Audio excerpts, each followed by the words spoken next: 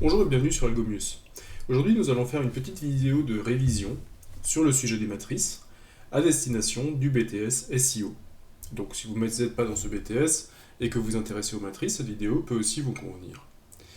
On va essayer de faire au travers de cette vidéo, de résumer quels sont les points de base à connaître sur les matrices, quels sont tous les éléments qu'il faudra faire pour, si jamais vous préparez un examen, tous les éléments qu'il faudra connaître, tous les éléments qu'il faudra savoir faire. Et nous allons dans une seconde partie, en fait, nous intéresser à un exercice concret, tel qu'il pourrait tomber en examen. Nous allons le détailler complètement et essayer de comprendre quels sont les mécanismes d'un exercice et qu'est-ce qui vous est demandé en expliquant dans les détails chacune des étapes. Je vous ai mis un document en description que vous pouvez récupérer. Ce document, en fait, va contenir tous les éléments que je vais vous présenter pendant cette vidéo-là et contient aussi l'exercice sur lequel nous allons travailler. Donc si vous voulez commencer l'exercice avant de regarder la vidéo, pour que vous puissiez ensuite avec la vidéo avoir la correction, n'hésitez pas à mettre cette vidéo en pause, d'essayer vous-même de vous approprier l'exercice, d'en comprendre les ressorts, comment est-ce que ça fonctionne, qu'est-ce qui vous est demandé, et ensuite, en fait, si jamais vous coincez quelque part, relancez la vidéo pour regarder un petit peu la résolution et ce qu'on attend de vous. Donc on va tout de suite passer à la première partie qui est de voir en fait quelles sont les notions que l'on risque d'attendre de vous lors d'un examen sur les matrices. Qu'est-ce qu'il faut se souvenir dans les matrices? Alors j'ai fait un petit document qui rassemble un petit peu toutes ces idées. Alors les matrices, au début déjà ce qu'il faut se souvenir c'est qu'est-ce qu'une matrice? Alors une matrice finalement on peut voir ça comme un tableau à deux dimensions qui contient différents éléments. Donc les éléments d'une matrice, c'est les différents chiffres qui sont contenus, les différents nombres qui sont contenus dans la matrice. Il y a aussi ce qui est assez important, c'est le nombre de lignes de la matrice et le nombre de colonnes de la matrice, parce que ça va nous permettre de savoir si certaines opérations sont possibles.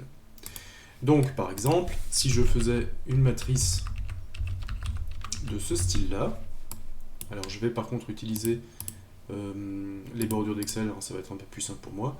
Donc là, j'ai créé une matrice dans Excel. Cette matrice, en fait, comporte deux colonnes. Alors, je vais peut-être mettre les colonnes dans une autre couleur pour que ça se voit mieux. Et elle comporte trois lignes. Donc, j'ai donc une matrice de trois lignes sur deux colonnes. Donc ça permet de spécifier un peu les dimensions de ma matrice. 1, par exemple, le chiffre 1 est un élément de ma matrice. Le chiffre 4 est un élément de ma matrice. Le chiffre 4 se trouve à la ligne 2 et à la colonne 2. Donc là aussi, on voit que chaque élément de la matrice peut être défini par rapport à ses coordonnées, sa ligne et sa colonne. Et à partir du moment où vous avez la ligne et la colonne, eh bien, au croisement, vous pouvez identifier un et un seul élément. Voilà, ça c'est déjà un petit peu les notions de base qu'il faut connaître en matrice, d'avoir un peu le vocabulaire, le nombre de lignes, le nombre de colonnes, les éléments d'une matrice, et que les éléments peuvent aussi être retrouvés par leur indice de colonne et leur indice de ligne. Il faut connaître quelques matrices particulières. La matrice ligne, par exemple, est une matrice qui ne possède qu'une seule ligne, qui peut avoir plusieurs colonnes, mais elle ne possède qu'une seule ligne. La matrice colonne, elle, à l'inverse, ne possède qu'une seule colonne, mais peut avoir naturellement plusieurs lignes. Donc, si on veut faire un exemple de ces deux matrices, eh bien, par exemple, là, j'aurai une matrice ligne. Hop. Là, j'aurai une matrice ligne, alors que la matrice suivante serait une matrice colonne. Voilà, ça aussi, ce sont des matrices sur lesquelles ce sont des matrices particulières qu'il va falloir connaître aussi. Pareil, ça va nous servir pour savoir si on va pouvoir faire certaines opérations ou non. La matrice carrée, c'est une matrice qui possède autant de lignes que de colonnes. Donc la matrice carrée, quand la matrice a 2 lignes, 2 colonnes, c'est une matrice carrée. Quand elle a 3 lignes, 3 colonnes, c'est une matrice carrée. 4 lignes, 4 colonnes, c'est une matrice carrée, et ainsi de suite. Donc là aussi, c'est une propriété qu'il faut connaître au niveau des matrices. Enfin, il y a quelques matrices en fait, qui sont reconnaissables par le contenu, donc par la valeur de leurs éléments. Il y a déjà la valeur nulle, la matrice nulle, pardon. Donc la matrice nulle est une matrice qui ne contient que des zéros. C'est-à-dire que je vais faire une matrice carrée de 2 sur 2 et je vais en mettre que des zéros à l'intérieur. Ça va être la matrice nulle. Alors pourquoi cette matrice nulle est intéressante? Eh bien tout simplement parce qu'on dit que la matrice nulle, c'est l'élément neutre par rapport à l'addition. C'est-à-dire que si vous prenez n'importe quelle matrice, là j'ai fait une matrice 1, 2, 4, 5, vous prenez n'importe quelle matrice et vous l'additionnez avec la matrice nulle, et bien ça, en fait, ça va vous redonner la matrice que vous aviez au départ. Pourquoi? Tout simplement parce que l'addition matricielle voudrait qu'on fasse 1 plus 0. Je vous rappelle que l'addition, on prend les nombres, les éléments qui sont à la même place dans le tableau. Donc 1 et 0, ça va me faire 1. 2 et 0, ça va me faire 2. 4 et 0, ça va me faire 4. 5 et 0, ça va me faire 5. Et vous voyez bien que j'ai de nouveau la matrice 1, 2, 4, 5, qui est la matrice que j'avais au départ. Donc j'ai bien cette notion que quand j'additionne la matrice 0, 0, 0, en fait, je vais retomber sur ma matrice de départ. Donc on dit que la matrice nulle est la matrice neutre par rapport à l'addition. Ok. Il y a la matrice identité aussi, qui est une matrice qu'il faut connaître, qui cette fois-ci est la matrice neutre par rapport à la multiplication. Alors qu'est-ce que c'est que la matrice neutre? La matrice identité, pardon. La matrice identité, c'est une matrice qui va avoir des 1 sur sa diagonale. Donc là, la matrice identité est toujours une matrice carrée, donc là j'ai fait une matrice 3, 3, mais on pourra avoir une matrice identité 4, 4, 5, 5, et ainsi de suite. Donc il n'y a que des 1 sur sa diagonale, et qui a des 0 partout ailleurs. Donc si jamais on veut s'en souvenir, on peut aussi mettre les indices de colonne, comme je l'avais fait tout à l'heure. Hop. Et on peut simplement dire qu'une matrice identité, c'est une matrice qui a un 1 lorsque l'indice de colonne et l'indice de ligne sont identiques. Donc on aura 1 pour 1, 1, la ligne 2, colonne 2, la ligne 3, colonne 3. À chaque fois, l'intersection va avoir un 1, et dans tout le reste, en fait, on va avoir 0. Donc cette matrice, en fait, elle est intéressante parce qu'elle est l'élément neutre, comme je le disais, par rapport à la multiplication. C'est-à-dire que si je prends maintenant une matrice, n'importe quelle matrice, et que je la multiplie par ma matrice identité, en fait, ce que je vais avoir, c'est je vais avoir de nouveau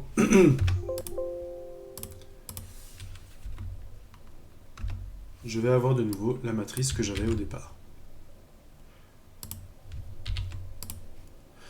Donc, si on vous devait faire un parallèle entre les matrices et les opérations telles qu'on les connaît depuis longtemps, eh bien la matrice nulle, c'est comme par exemple quand vous faites 4 plus 0, vous retombez toujours sur 4. Quand vous additionnez 0 à quelque chose, vous additionnez toujours sur le nombre. Eh bien c'est ce qu'on retrouve lorsqu'on additionne une matrice nulle, on retrouve la matrice que l'on avait au départ. Pareil, là la matrice identité, c'est exactement la même chose que d'avoir 1 lors d'une multiplication. Si je fais 4 fois 1, eh bien je retombe aussi sur 4. Et on dit encore une fois que 1 est l'élément neutre par rapport à la multiplication, 0 est l'élément neutre par rapport à l'addition. C'est exactement ces opérations qu'on fait avec les matrices, et c'est les mêmes propriétés qui sont mises en avant. Donc très important de connaître matrice nulle, matrice identité. On verra plus tard encore quelques applications de ces deux matrices. Alors les opérations sur les matrices, on peut donc additionner deux matrices seulement si elles ont le même nombre de lignes et le même nombre de colonnes. Ça aussi c'est facilement compréhensible puisqu'en fait vous avez vu que l'addition de matrices c'est de l'addition terme à terme. Donc il faut que j'ai un élément à la ligne 1, colonne 1 dans la première, à la ligne 1, colonne 1 dans la seconde. Sinon je ne peux pas faire l'addition. Donc là j'ai utilisé le cas de matrice carrée, mais je ne suis pas obligé d'utiliser de matrice carrée. Je pourrais très bien encore avoir des éléments, là par exemple. Hop.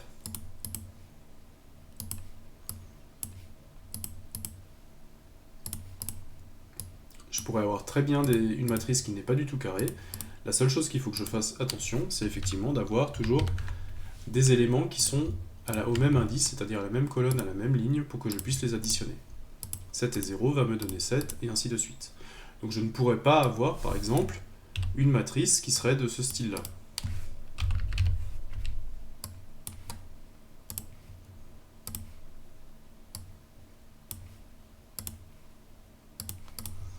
Ça, c'est pas possible, puisque vous voyez que le 7 ici, qui est en ligne 3, colonne 2, en fait, il trouverait aucun élément dans la matrice auquel il pourrait être additionné. Donc ça serait une erreur, ça, je pourrais pas finalement le calculer. Donc, Sur l'addition, il faut que les deux matrices en fait aient les mêmes dimensions, il faut qu'ils aient les deux matrices aient les mêmes nombres de colonnes et le même nombre de lignes. Par contre, elles ne sont pas obligées d'être carrées.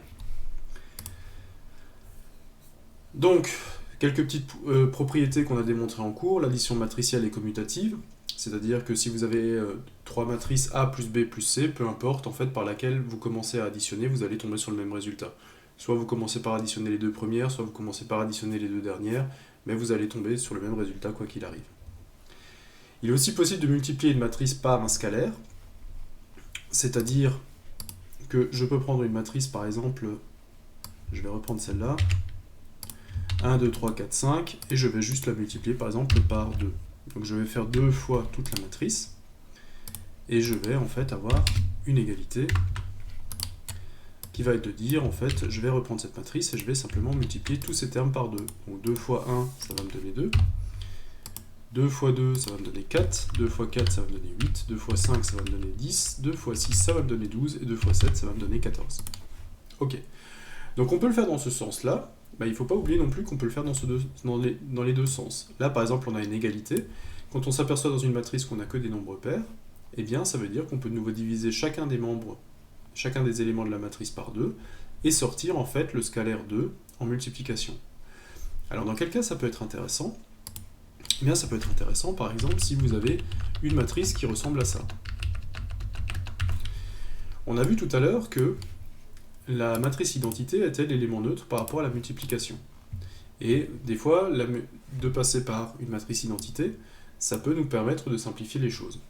Là, par exemple, on a quelque chose qui ressemble beaucoup sur l'aspect de une matrice identité. On a bien des zéros partout, sauf sur la diagonale. Sauf que sur la diagonale, en fait, on a 4. Et nous, en fait, on avait dit que la matrice identité, c'était des 1 sur la diagonale. Et bien, dans ce cas de figure-là, si on a bien compris la multiplication par un scalaire, on peut se ramener à la matrice identité en disant simplement que cette matrice, c'est quoi ? C'est en fait simplement 4 fois la matrice identité. Alors, je vais mettre ça un peu plus haut. On est simplement sur 4 fois la matrice identité, puisque je divise chacun des éléments de la matrice par 4. Donc ça, je vais rester 1, il va rester 1, il va rester 1, et 0 divisé par 4 va rester à 0. Donc ça, c'est encore une opération que je pourrais faire pour, des fois, une opération qu'il ne faut pas oublier pour pouvoir se ramener parfois à une matrice identité. Ok. Donc, on a aussi la matrice opposée, qu'il ne faut pas confondre avec la matrice inverse. La matrice opposée, on l'obtient en fait en multipliant une matrice par moins 1. C'est-à-dire que si j'avais pris moins 1 ici, et que j'avais multiplié ma matrice, en fait, j'aurais eu moins 1, j'aurais eu moins 2, j'aurais eu moins 4, j'aurais eu moins 5, et j'aurais eu moins 6, et j'aurais eu moins 7. Alors pourquoi est-ce qu'on a donné un nom spécial à cette matrice opposée ? Eh bien tout simplement parce qu'on se rend compte que si jamais je reprends ma matrice de départ et que je lui additionne sa matrice opposée, j'ai le droit de le faire, puisqu'elles ont les mêmes dimensions, qu'est-ce que ça va me donner ? Ça va me donner que 1 moins 1, ça va me donner 0, 2 moins 2, ça va me donner 0, 4 moins 4, ça va me donner 0, 5 moins 5, ça va me donner 0, 6 moins 6, ça va me donner 0, et 7 moins 7, ça va me donner 0. Et donc en fait, on s'est retrouvé dans le cas où quand vous prenez une matrice et que vous lui ajoutez son opposé, en fait, vous allez retomber sur 0. Ça aussi, si jamais on reprend les calculs, c'est normal. Si vous prenez 4 et que vous lui enlevez son opposé, et que vous additionnez son opposé, donc si j'additionne son opposé, ça veut dire, je vais l'écrire plutôt comme ça, plus moins 4, en fait, je vais retomber sur 0. Ok. Donc ça, petite propriété de la matrice opposée. Si jamais vous additionnez la matrice et son opposé, vous allez retomber sur une matrice nulle. On va s'intéresser maintenant à la multiplication matricielle, ce qui sera l'opération qui sera probablement le plus demandée, puisque c'est celle qui permet le plus de choses. On peut multiplier deux matrices seulement si le nombre de colonnes de la première est identique au nombre de lignes de la seconde. Alors, pourquoi ? Tout simplement, vous allez le comprendre, on va le poser, et vous allez comprendre ce qui va se passer quand on va multiplier deux matrices. Alors j'ai une première matrice, je fais 1, 2, 3, 4. On va expliquer le principe sur une petite matrice, je vais prendre une matrice de 2, et on va essayer de la multiplier par une autre matrice de 2. Alors, je ne vais pas faire une matrice carrée parce que sinon vous allez croire que on peut le faire qu'avec des matrices carrées. Voilà. Donc ces matrices-là, alors la première est carrée, c'est une matrice de 2, la deuxième n'est pas carrée. C'est une matrice sur 2 lignes, 3 colonnes. Ok. Et donc je dis que je peux multiplier 2 matrices seulement quand le nombre de colonnes de la première, donc là j'ai 2 colonnes, est égal au nombre de lignes de la seconde, là j'ai 2 lignes. Alors d'où ça vient, ce genre, pourquoi est-ce que je suis dans ce cas de figure? Tout simplement, on va poser la multiplication. Alors pour poser la multiplication, moi je trouve ça plus simple en fait de mettre la deuxième matrice plus en haut, et en fait on va juste calculer en dessous. Pourquoi est-ce que c'est plus facile de poser la matrice comme ça? Parce que au moment où vous allez multiplier la matrice, vous allez vous rendre compte que voilà, je veux, ça c'est ma matrice résultat, donc ça c'est ma matrice A, ça c'est ma matrice B, et ça c'est ma matrice résultat. Et bien dans la matrice résultat, à chaque fois que je vais vouloir, par exemple, calculer ce terme-là, eh bien je vais m'occuper des éléments qui sont juste au-dessus de lui, dans la matrice B, et je vais prendre les termes qui sont juste à sa gauche, dans la matrice A. Et qu'est-ce que je vais faire ici? On va pouvoir insérer une petite forme. Hop. Je vais juste en fait multiplier ces deux-là. Alors je vais juste mettre un petit peu plus épais pour qu'on voit un peu mieux. Qu'est-ce que je vais faire? Je vais multiplier ces deux termes-là, 1 et 1. Je vais multiplier le deuxième terme 2 et 4, et je vais juste les additionner. Ce qui va faire que 1 et 1, ça va me donner 1, plus 2 fois 4, ça va me donner 8, et donc le terme ici va me donner 9. Et donc vous comprenez pourquoi il fallait que le nombre de colonnes de la première matrice colle avec le nombre de lignes de la deuxième, sinon je ne pourrais pas faire la multiplication. Vous voyez que là je fais la première colonne avec la première ligne, deuxième colonne avec deuxième ligne, et ainsi de suite, donc il faut que ça corresponde à chaque fois. Si jamais je voulais calculer ce terme ici, là, que je vais mettre en bleu, eh bien je vais procéder de la même façon. Je vais mettre en bleu les éléments de la matrice du haut qui sont sur la même colonne, je vais mettre les éléments en bleu de la matrice qui sont sur la même ligne, et je vais recommencer ma multiplication. Donc cette fois-ci je multiplie 3 avec 2, et je vais multiplier 4 avec 5. Donc c'est-à-dire que là, ce que je vais avoir, c'est 3 fois 2, ça va faire 6. 6 plus 4 fois 5, ça va faire 20. Donc ici, je vais avoir 26, et j'aurai calculé ma matrice. Alors, donc voilà un peu comment marche la multiplication matricielle, et comment, du coup, on comprend aussi facilement, c'est peut-être pas la peine de le retenir, vous allez voir que une matrice que vous n'arrivez pas à multiplier, vous aurez du mal quand vous la posez à faire la multiplication, et donc vous aurez compris en fait assez rapidement que les dimensions ne sont pas bonnes pour que la multiplication s'applique. Donc attention, les règles ne sont pas pareilles entre l'addition où il faut que les deux matrices aient les mêmes nombres de colonnes, même nombre de lignes, et la multiplication où il faut que le nombre de colonnes de la première matrice soit égal au nombre de lignes de la seconde. Donc c'est très important de comprendre le raisonnement, même si votre calculatrice sait faire des multiplications matricielles. Pourquoi? Parce que dans la majorité des exercices que l'on risque de vous proposer dans un examen de fin d'année, on risque de vous demander d'interpréter les résultats. C'est-à-dire, pas seulement calculer une multiplication matricielle, mais aussi de dire à quoi correspondent les résultats que vous avez obtenus. Donc si vous n'avez pas d'idée sur à quoi correspondent les résultats, essayez de repartir sur la multiplication que vous venez de faire, essayez de la comprendre, essayez de voir quels sont les termes que vous avez multipliés, les termes que vous avez sommés, et ça vous donnera peut-être une intuition de savoir ce que vous avez calculé. Naturellement, le jour de l'examen, il vous sera demandé de savoir le faire sur la calculatrice. Vous n'aurez pas forcément accès à un ordinateur. Renseignez-vous bien avant l'examen que vous avez à passer, de savoir à quoi vous avez droit.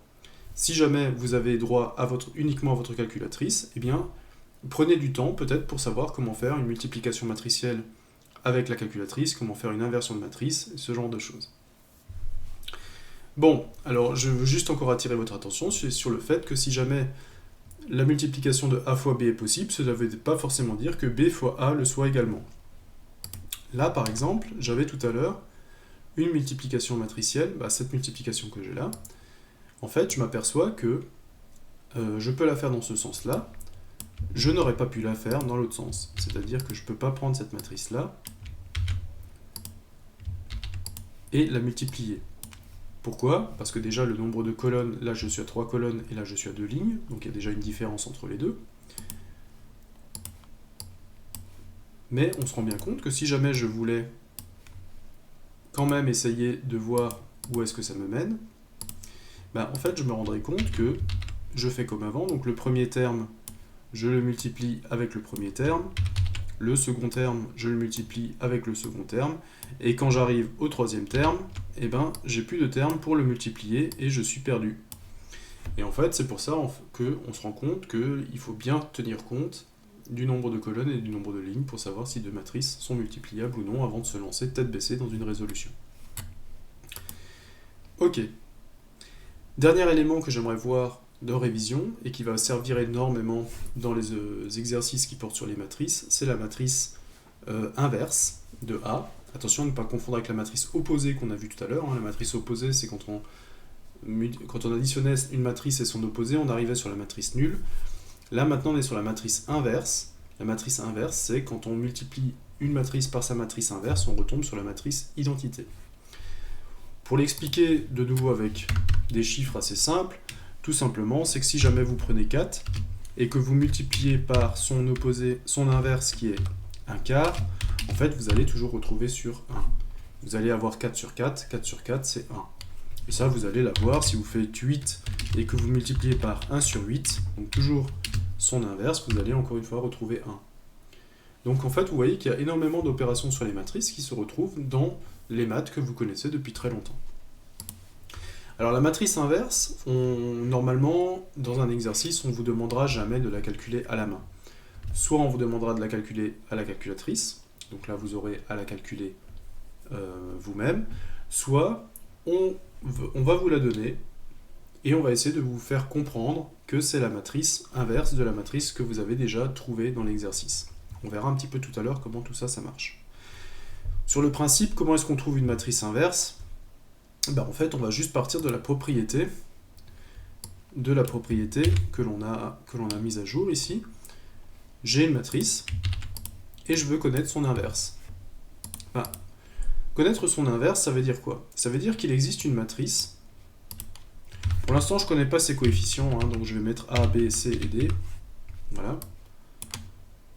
Je ne connais pas la matrice, mais je sais que si je la multiplie, cette matrice par celle-là, en fait, je vais tomber sur la matrice identité, qui est en fait cette matrice-là.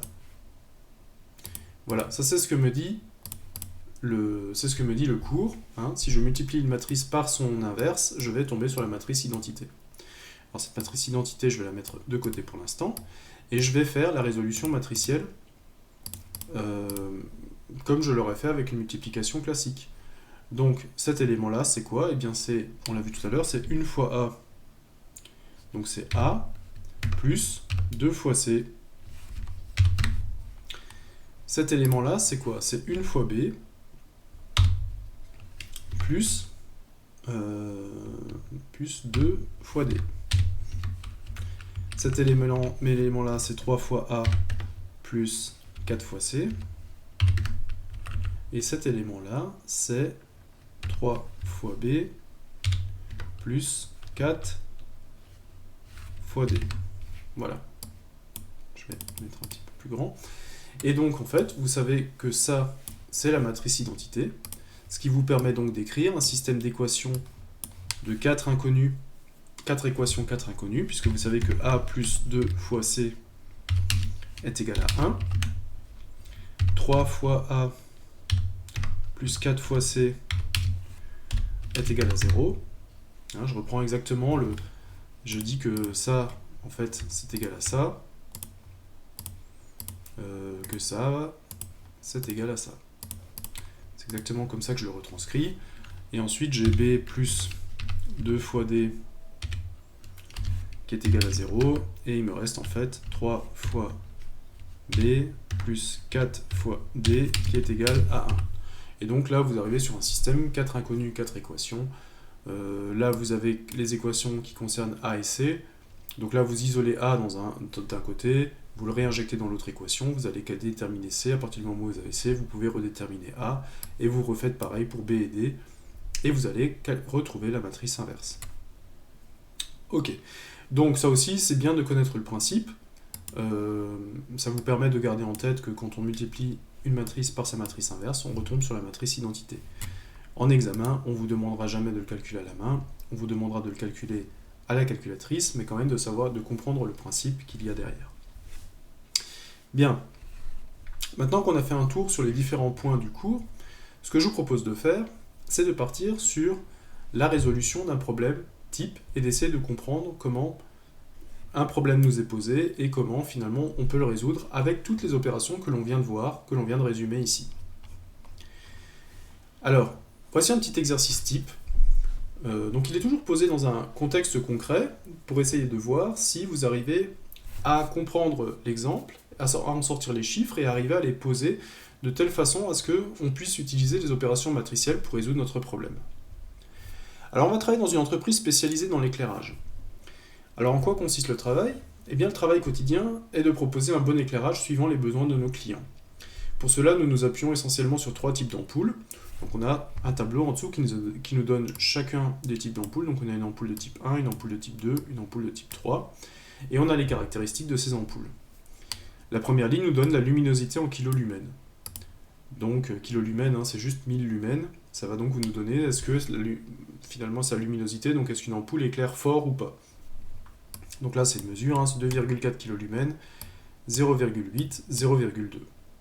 La consommation en watts de l'ampoule, donc là la première consomme 152 watts, la deuxième 64, la dernière 24. Et le prix en euros de l'ampoule, 8 euros, 4 euros, 2 euros. Donc quand vous en êtes là, dans ce genre d'exercice, n'hésitez pas à prendre un petit peu de temps à comprendre les données que l'on manipule. Par exemple, si on veut savoir combien consomme une ampoule de type 2, eh bien en fait, on prend l'ampoule de type 2 dans la colonne, on prend la consommation en watts dans la ligne, et à l'intersection des deux, on va trouver la consommation de l'ampoule 2. Pareil, si on veut le prix en euros d'une ampoule 1, on prend la colonne ampoule 1, et on prend la ligne prix en euros, et à l'intersection, on va avoir 8 euros. Donc 8 euros, c'est le prix d'une ampoule de type 1. Voilà. Donc pour être bien sûr déjà d'avoir compris l'exercice, d'avoir compris les différentes données. Alors comment ça marche ? Bien, la plupart du temps, un client vient nous voir en nous donnant la taille du lieu à éclairer, la luminosité désirée et le nombre d'ampoules que nous adaptons à sa demande. Ok, bon, pour l'instant c'est clair, on nous explique un petit peu le business. On va devoir répartir en fait le type d'ampoule, dire combien d'ampoules de chaque type on veut avoir pour éclairer correctement le lieu de notre client. Alors, je vais décomposer le problème en deux parties. C'est souvent ce qui est fait. Les premières questions vont toujours tourner autour du principe de est-ce que vous avez compris l'énoncé ? Est-ce que vous avez compris ce qu'on vous demande ? Parce que c'est vraiment important que vous ayez compris quelles sont les données, que vous ne vous lanciez pas juste tête baissée dans le calcul de matrice, puisque à un moment donné, on va vous demander d'interpréter les données. On ne veut pas juste faire des calculs pour faire des calculs. À un moment donné, vous allez voir que c'est des calculs d'optimisation, des calculs pour savoir exactement quelle commande faire. Donc en fait, on aimerait dans l'exercice que dès le début, vous preniez vraiment le problème, que vous compreniez le problème, que vous compreniez d'où viennent les chiffres, et avant de nous lancer vers la suite. Donc cette première partie va essayer de comprendre, d'essayer de vous faire comprendre, d'interpréter les données au travers de plusieurs questions. Donc là, par exemple, on nous dit que j'ai un devis, j'ai donc un client qui arrive, et le devis qu'on a réalisé comporte 50 ampoules de type 1, 10 ampoules de type 2 et 5 ampoules de type 3. Et on va poser des questions. Donc, quelle est la luminosité totale en lumens de notre éclairage ? Quelle est la consommation totale en watts de notre éclairage ? Quel est le prix en euros de notre éclairage ? Bon, moi je vous propose, on va déjà noter tout ça. On a donc en fait un devis qui contient 50 ampoules de type 1, 10 ampoules de type 2 et 5 ampoules de type 3. Bon, la question qui nous est posée déjà, c'est luminosité. On nous demande la luminosité. On nous demande, dans la deuxième question, la consommation et le prix. Et le prix. Ok. Donc, je vais repartir sur mon petit tableau que j'ai en haut. Voilà. et je vais essayer de répondre à ces questions. Quelle est la luminosité, la consommation et le prix? La luminosité, en fait, je vais simplement utiliser la première ligne, luminosité en kilolumens, et je vais cumuler la luminosité de toutes les ampoules que j'ai.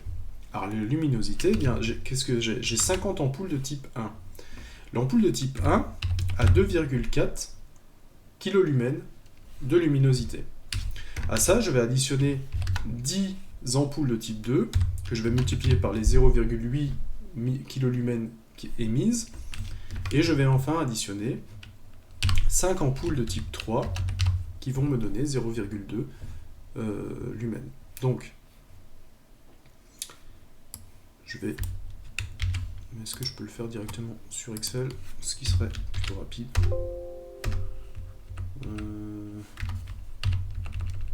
C'est la virgule qui veut pas. Ok, ça me fait 129. Alors, je fais confiance à Excel. Donc 129 kilolumens. Ok. Deuxième question, maintenant on me demande la consommation. Donc la consommation en watts.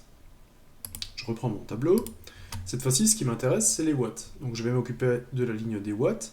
Et encore une fois, je vais dire, j'ai 50 ampoules de type 1 qui vont consommer 152 watts, auxquelles j'additionne 10 ampoules de type 2 qui vont consommer 64 watts, plus 24 ampoules, non pardon, plus 5 ampoules de type 3 qui vont consommer 24 watts. Et là aussi, je vais essayer de récupérer directement combien tout ça fait. Je vais le copier sous Excel. Ça fait 8360 watts.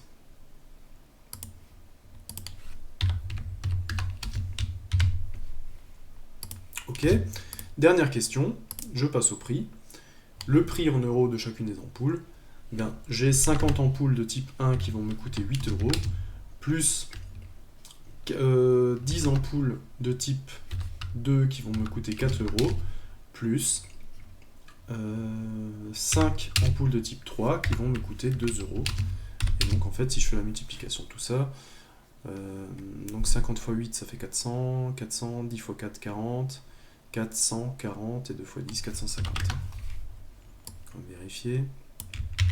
Je voudrais pas avoir de chiffres faux, je pense que je suis pas mal. 450, ouais. Ok, donc euros. On va toujours essayer de mettre les unités, pour toujours comme cette première question est vraiment dans la compréhension de l'énoncé, on va toujours garder les unités. Ok, donc j'ai répondu à ma première question.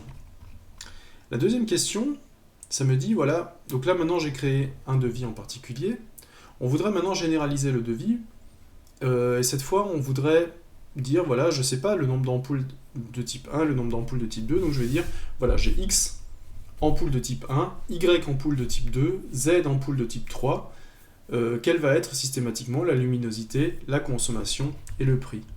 Bon, si jamais je reprends juste ce que je viens d'écrire ici, maintenant ce que je voudrais généraliser, c'est simplement, au lieu d'avoir 50 ampoules de type 1, j'en ai X, donc je vais remplacer X, mes 50 ampoules, j'ai Y ampoule de type 2,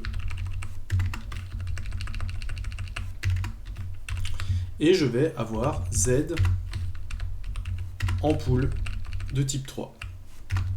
Donc là, effectivement, les résultats, eux, par exemple, ne correspondent plus à rien. Voilà. Donc ça, en fait, ça va me permettre d'avoir la luminosité en fonction du nombre d'ampoules de type 1, de type 2, de type 3, la consommation en fonction du nombre d'ampoules de type 1, de type 2, de type 3. Tout simplement, maintenant, dès qu'un devis va venir, j'ai juste à remplacer mes X, mes Y et mes Z par le nombre d'ampoules de type 1, de type 2 et de type 3, et ça va me recalculer le prix, la consommation, la luminosité. Ok, donc j'ai généralisé maintenant mon devis. Question 5, qui va aller un petit peu plus loin dans la compréhension. Maintenant, on va donner un système d'équations correspondant à notre généralisation de devis, sachant que L est le total de lumens de notre éclairage. Donc je vais le noter là. L total... Alors je vais le mettre en kilolumens, puisque j'ai changé l'unité de notre éclairage. W, c'est la consommation totale. Et E, c'est le prix de revient.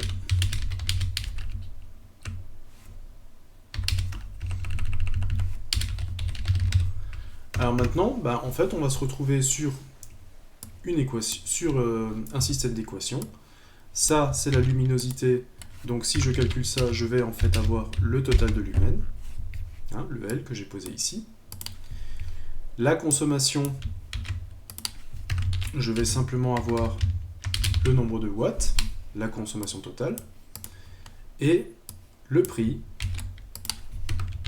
je vais simplement avoir, hop, E en euros.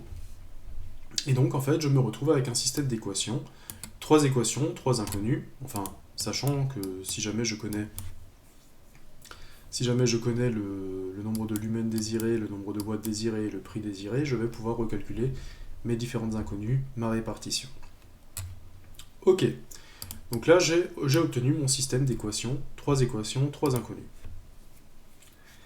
Maintenant que dans la première partie on est sûr que vous avez bien compris le problème, que vous savez bien récupérer les chiffres dont vous avez besoin pour résoudre la problématique qui vous est posée, on va aller un petit peu plus loin et on va maintenant introduire la matrice qui va nous permettre de solutionner quelques problèmes.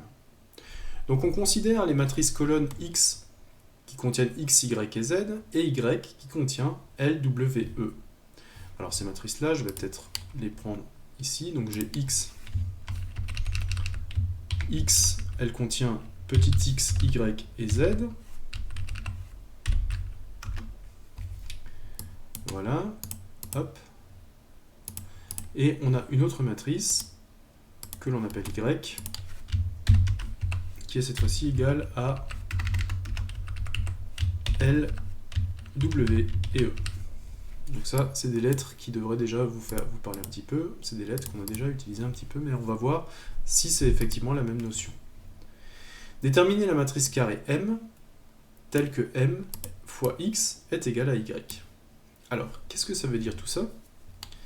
Ça veut dire tout simplement que ce que je veux faire, c'est que je veux déterminer une matrice M telle que... Alors, je vais l'écrire là. Je veux déterminer M tel que M X est égal à Y.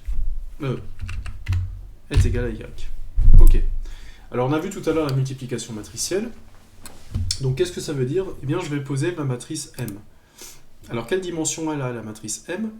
En fait c'est assez facile maintenant qu'on connaît la multiplication matricielle. On sait que Y c'est la matrice de résultat. On sait que X c'est la matrice par laquelle on multiplie M. On sait que pour pouvoir multiplier M par X, il faut que M ait autant de colonnes que X a de lignes. Donc on sait que M va déjà être une matrice 3 colonnes, puisque X a 3 lignes. Donc ça va être une matrice 3 colonnes. Et combien de lignes elle va avoir? Et vous voyez que la matrice résultat a 3 lignes. Donc si je veux pouvoir calculer les 3 lignes de la matrice de résultat, il faut que la matrice M ait aussi 3 lignes.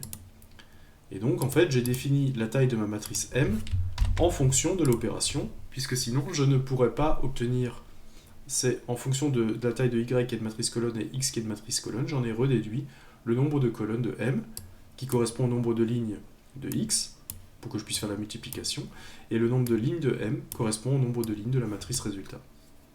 Ok, donc il ne me reste plus en fait qu'à savoir quelles sont finalement la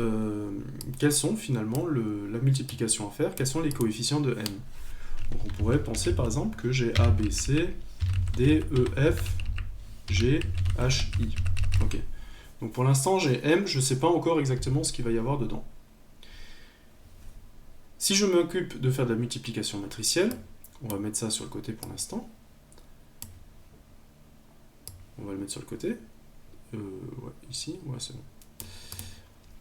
Et on va multiplier nos matrices. Donc qu'est-ce qui va se passer? Qu'est-ce que je vais avoir ici? Multiplication matricielle, je vous rappelle, pour calculer ce terme-là, je prends la colonne qui est au-dessus et je prends la ligne qui est à gauche. Donc, ici, je vais obtenir quoi? Je vais obtenir AX plus BY plus CZ. Ok. Ici, je vais obtenir quoi? Je vais obtenir DX plus EY plus FZ. Et enfin, en bas, je vais avoir Gx plus Hy plus IZ. Et j'ai donc fait ma multiplication matricielle entre M que je ne connais pas et X que je connais. Et X que je ne connais pas non plus. Et j'ai obtenu ces trois équations. Comme je sais que ça, ma matrice résulte Y est ma matrice résultat, et bien je sais que ça, c'est égal à Y, c'est égal à L. Le deuxième terme, il est égal à W. Et le troisième terme, il est égal à E. Et donc, ça ressemble à quelque chose que j'avais déjà mis en place. C'était les matrices que j'avais ici. L, W et E, c'est le système d'équations que j'avais déjà mis en place ici. Et donc ça me permet de savoir que dans la première équation AX plus BY plus CZ égale L, tout simplement ça veut dire que A est égal à 2,4, Y à 0,1, B à 0,8 et Z à 0,2. Donc en fait ce que je fais, c'est que je récupère les coefficients. Je vais juste mettre ça en petit. Je récupère juste les coefficients 2,4 associé à x, 0,8 associé à y et 0,2 associé à z. Donc là, je vous montre exactement ce qui est derrière. Vous n'êtes pas obligé de prouver tout ça en exercice.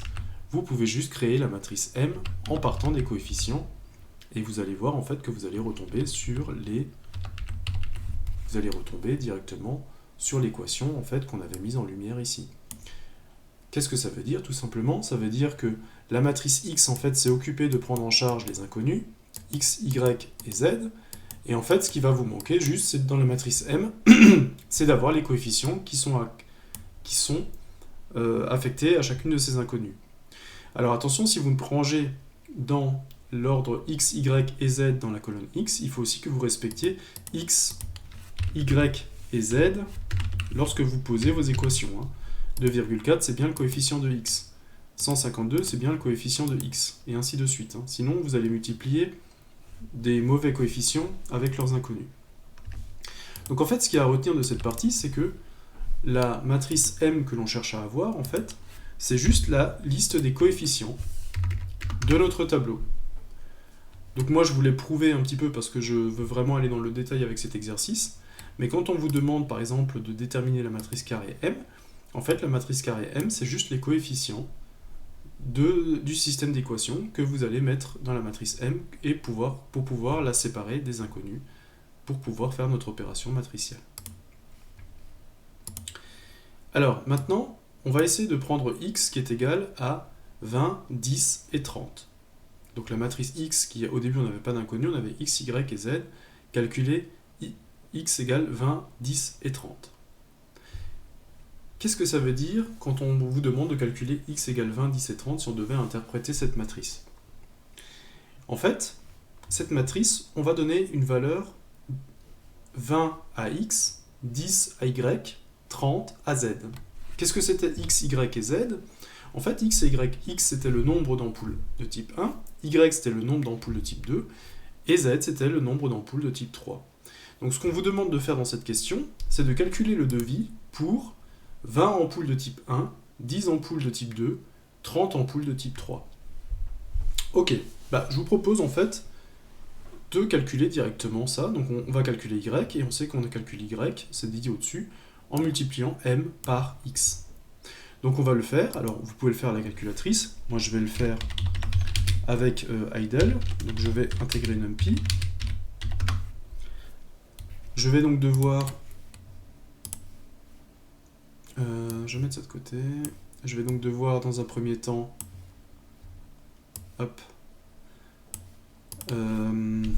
déclarer M. Alors, je vais déclarer ma matrice M.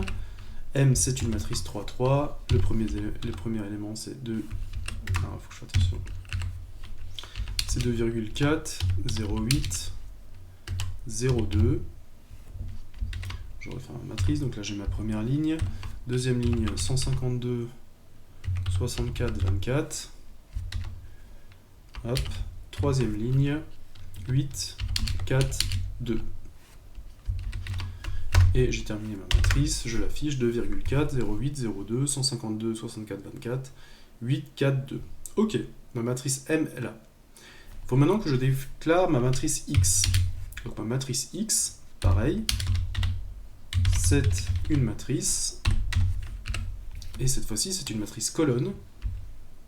Donc une matrice colonne, c'est une matrice qui a plusieurs lignes dont chacune n'a qu'un seul élément. Donc ma matrice colonne, qu'est-ce que dit mon énoncé? C'est 20, 10, 30. Donc 20, 10, 30. Je vérifie si elle est bien déclarée. 20, 10, 30. Ok. Et donc maintenant on va me demander de calculer Y. Et je sais dans l'énoncé que Y, c'est simplement M multiplié par X. Donc M multiplié par X. Attention, hein, toujours avec NumPy, si vous faites de la multiplication avec l'étoile, c'est de la multiplication terme à terme. Si vous voulez faire de la multiplication matricielle, il faudra utiliser l'arrobas comme opérateur. Donc ça me donne 62, 4400, 260. Ok. Alors, j'ai reçu une matrice de chiffres, donnez la signification des éléments de la matrice Y calculée. Alors la matrice Y, elle calculait L, W et E.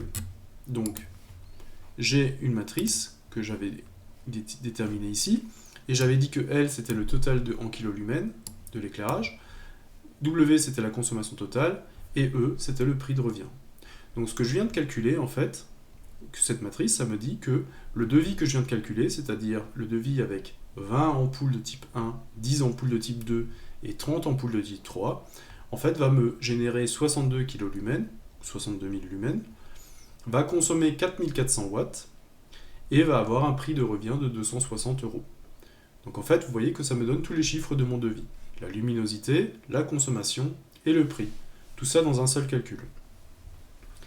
Donc, en fait, ce que j'ai fait, c'est simplement que j'ai fixé les inconnus x, y et z, que j'ai mis dans le vecteur x, enfin dans la matrice x, et de calculer m par x m'a donné en fait le résultat de mon devis. Ok. Donc ça nous permet de terminer la partie 1 de cet exercice, qui justement était de dire, voilà, j'ai mis toutes les informations dans ma matrice M, et donc cette matrice M maintenant va me permettre, donc ça, là j'ai mis les coûts, les lumens, les watts, et j'ai donc dans une matrice X à côté, j'ai isolé les variables, j'ai isolé les inconnus, et donc ça me permet de faire varier mon devis. Maintenant je pourrais tout simplement changer X, je pourrais la remultiplier par M, et ça me recalculerait un nouveau devis. Ok, donc dans ce sens-là, ça fonctionne. On va pas en rester là, on va simplement maintenant, la plupart du temps dans les exercices, vont demander en fait l'exercice inverse. Pourquoi est-ce qu'on veut savoir le résultat inverse? Eh bien en fait, dans ce cas de figure, on est arrivé à résoudre qu'est-ce qui se passe si jamais voilà, je prends 20 ampoules de type 1, 10 ampoules de type 2, 30 ampoules de type 3. Ça, on est arrivé à le calculer facilement. Maintenant, je voudrais retourner le problème et dire qu'est-ce qui se passerait si un client venait et au lieu de me donner le nombre d'ampoules, le client me donne en fait la situation qu'il veut avoir. Il vient, il dit voilà, je veux 75 000 lumens, je veux que ça consomme 5000 watts et je veux que ça coûte 400 €. Donc en fait, vous voyez que cette fois-ci, c'est ça qui serait fixé et c'est le nombre d'ampoules qui serait l'inconnu. C'est-à-dire que lui me donnerait en fait le résultat final et moi, il faudrait que je déduise de ce que lui vient me donner les ampoules qu'il faudrait que je lui mette en place pour que cela fonctionne. Donc le problème est un petit peu différent. Cette fois-ci, le premier coup, j'avais x qui était connu, j'avais multiplié m par x et j'avais obtenu y. Maintenant, sur ce coup-là, dans la deuxième partie, c'est y qui est connu et je cherche à déterminer la répartition en ampoules des informations qu'on va me donner. Alors on va essayer de voir comment est-ce que tout ça, ça va marcher. On va déjà vérifier si... On va déjà commencer à parler de matrice inverse et on va voir si le cours est connu au niveau de la matrice inverse. Donc, à ce niveau-là, soit on va vous demander de calculer la matrice inverse de M, soit on va vous donner une matrice, sortie un petit peu de l'espace. Tout d'un coup, on va vous proposer une matrice et on va essayer de vous faire calculer le produit de la matrice M qu'on avait vu à l'exercice 1 et de cette nouvelle matrice. Pourquoi est-ce qu'on vous demande de faire ça ? La plupart du temps, vous allez conclure que cette multiplication va aboutir sur la matrice identité, et vous allez vous rendre compte que la matrice que l'on vient de vous donner, en fait, est donc la matrice inverse de la matrice sur laquelle on travaille, la matrice M sur laquelle on travaille depuis le début. Bon, là j'ai choisi de pouvoir calculer M parce que ça c'est aussi quelque chose qu'il faudra arriver à faire à la calculatrice ou trouver un moyen de le faire. Moi je vais de nouveau le faire avec Python. Donc je vais appeler ça M1, la matrice inverse de M. Et cette matrice inverse, je vais m'appuyer de nouveau sur NumPy pour dire, je vais utiliser la fonction qui permet de calculer la matrice inverse. Voilà. Et donc j'ai obtenu ma matrice inverse de M. Alors, si jamais je voulais me retomber, calculer la matrice inverse de M1, comment peut-on vérifier que M1 est bien la matrice inverse de M? Bon, bah typiquement, ça c'est une question de cours. Comment est-ce que je vérifie que deux matrices sont matrices inverses l'une de l'autre? Et ben en fait, il suffit que je les multiplie entre elles, et je devrais tomber sur la matrice identité. Alors là, c'est pas exactement le cas. Pourquoi? Parce que je pense que la matrice, en fait, elle est sur quelque chose d'un plus précis. On est sur un nombre irrationnel à un moment donné, sur quelque chose. Vous voyez que quand je le multiplie, j'ai bien 1, 1 et 1. Là, j'ai bien 0 et 0. Et là, j'ai des choses qui sont vraiment très petites. Hein. C'est des choses 5 exposant x10 moins 17, x10 moins 17, x10 moins 14. C'est tout simplement parce qu'à mon avis, c'est un problème d'arrondi au moment où il calcule. Hein. Ok.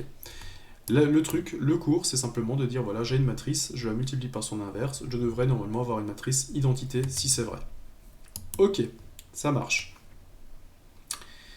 Alors, ça c'est aussi une question de démonstration qu'on peut rencontrer assez souvent dans les opérations, c'est de dire, montrer que si m multiplié par x est égal à y, alors x est égal à la matrice inverse fois y. Bon. Je vais peut-être le faire ici. Et je vais peut-être changer de couleur comme ça. Parce qu'en fait j'aurai besoin des indices.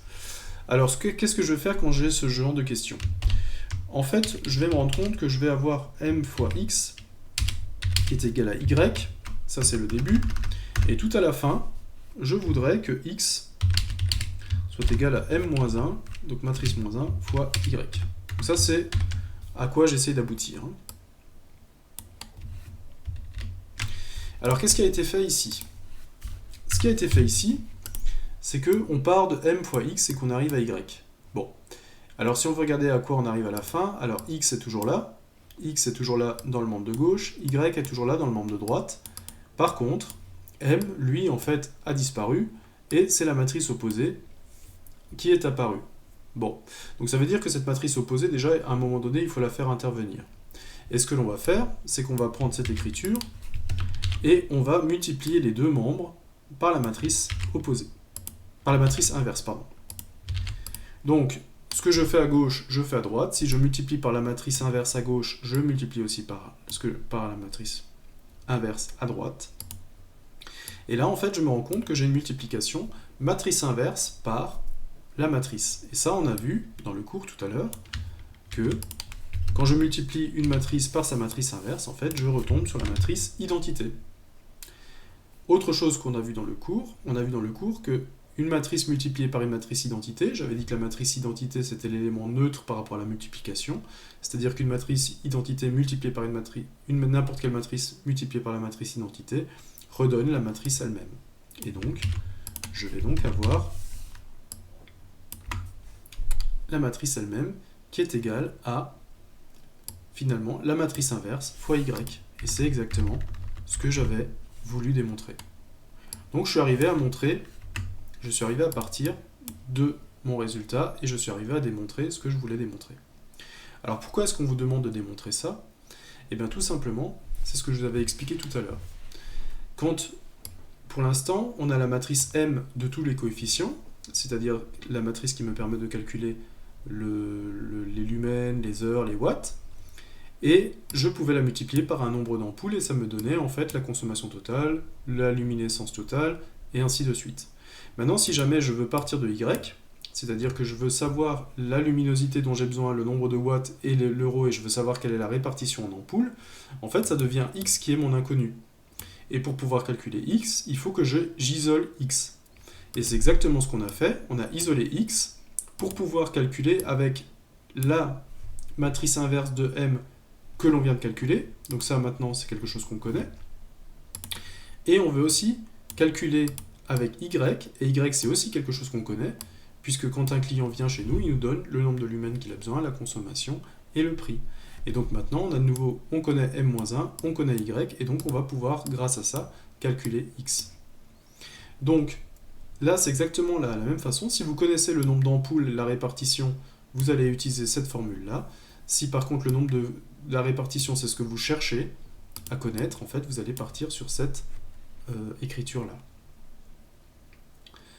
Donc, maintenant, ce qu'on va faire, c'est qu'on va mettre en place notre problème, sachant maintenant que notre inconnu, ça va être la répartition des ampoules.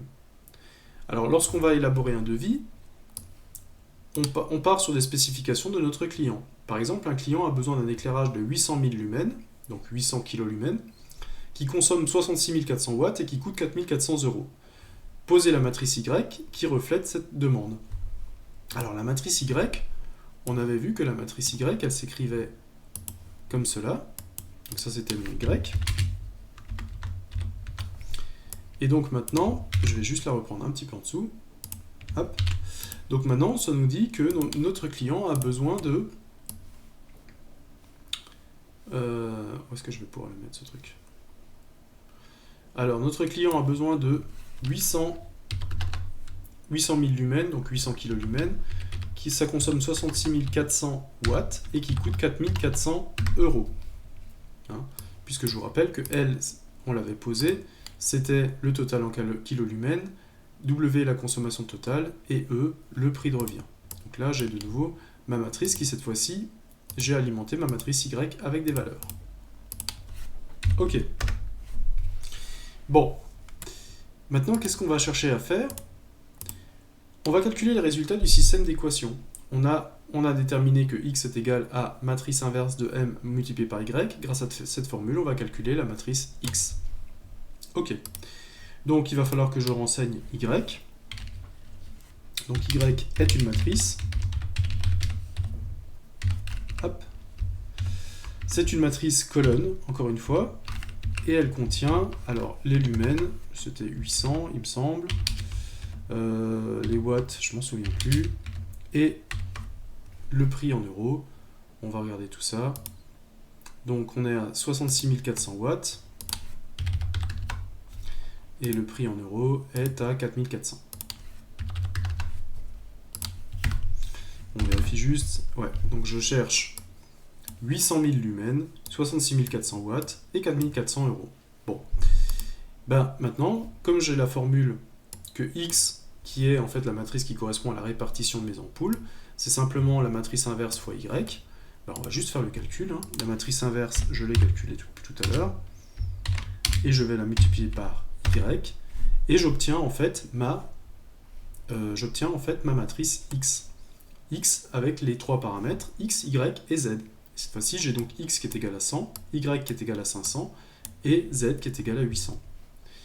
Alors, la dernière question, à quoi correspondent les éléments de X que nous venons de calculer?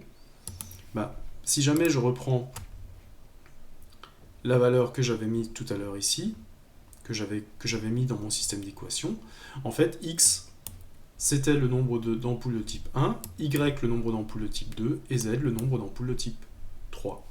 Et donc, en fait, ce que j'ai calculé ici, c'est qu'il va me falloir 100 ampoules de type 1, 500 ampoules de type 2, et 800 ampoules de type 3 pour pouvoir éclairer la salle de mon client. Je pourrais aussi, par exemple, dire, voilà, je vais prendre un X1, je vais mettre cette matrice, je vais la stocker dans une variable X1, hein, 100, 500, 800. Et donc, vous voyez, ça, c'est ma répartition en ampoules. Et si je fais de nouveau M multiplié par X1, donc si je le fais par ma répartition d'ampoules, je vais de nouveau obtenir le devis du client, 800, 66 400 et 4 400. Donc en fait, ça permet aussi de vérifier que les calculs ont bien été faits. Bon, ce qui me permet de terminer mon exercice, et vous voyez en fait qu'on a utilisé énormément de choses qui sont présentes dans le cours. On a utilisé la multiplication matricielle, on a utilisé l'inversion matricielle, on a aussi utilisé l'identification des éléments, on a aussi cherché systématiquement à comprendre le problème et à voir à quoi correspondent les différents éléments avec lesquels on est mis en présence. Donc en fait, c'était un exemple assez complet qui nous a fait un petit peu comprendre comment est-ce qu'on peut résoudre un problème avec des matrices, un problème de résolution de système d'équations, où on est parti vraiment de tout début. On a mis tout, on a essayé de comprendre le problème, on a essayé de chercher les valeurs dont on avait besoin, on a essayé de calculer le problème de façon directe au départ, et puis ensuite on a vu qu'on pouvait prendre une autre inconnue, et finalement de nouveau se retrouver dans cette situation-là. Donc voilà, je vous rappelle que ce document est disponible dans la description de la vidéo, et j'espère qu'il pourra vous aider, notamment au niveau des révisions. Donc, petite vidéo qui permet de balayer un petit peu toutes les notions sur les matrices, de retrouver les points clés qu'il va falloir connaître lorsque vous commencez à vous intéresser aux matrices et que vous préparez un examen probablement dessus. Et donc, toujours un exemple concret qui nous a permis de voir un petit peu les questions qui peuvent être posées, notamment au niveau des matrices.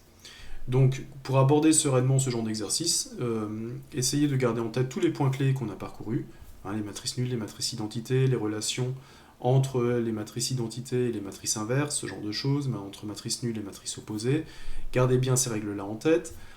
Prenez le temps de comprendre votre calculatrice, de savoir faire une multiplication matricielle, de savoir inverser une matrice, de savoir faire ces opérations de base là. Ne perdez pas du temps en examen à essayer de comprendre comment ça marche, ce sera du temps perdu. Prenez un petit peu de temps avant. Profitez-en pendant l'année aussi pour bien appréhender le matériel que vous allez utiliser. Renseignez-vous bien sur le matériel que vous aurez le droit d'utiliser le jour de l'examen. Et sinon, essayez toujours de comprendre en fait quelles sont les données manipulées. Essayez toujours de comprendre à quoi correspond tel chiffre que vous venez de calculer. Et ça va vous faciliter les choses lorsque vous allez devoir calculer. Puisque vous allez toujours être conscient de ce que vous êtes en train de calculer, du résultat que vous êtes en train de chercher, de quelles sont les données que vous utilisez pour obtenir ce résultat. Et donc de garder ça en tête, ça va vous permettre de garder les idées claires et de garder toujours le fil dans l'exercice, qui peut être un petit peu long et en plus un petit peu stressant si jamais c'est le jour d'un examen. Donc voilà, j'espère que cette vidéo pourra vous aider au niveau des révisions sur le chapitre des matrices. Bonne journée!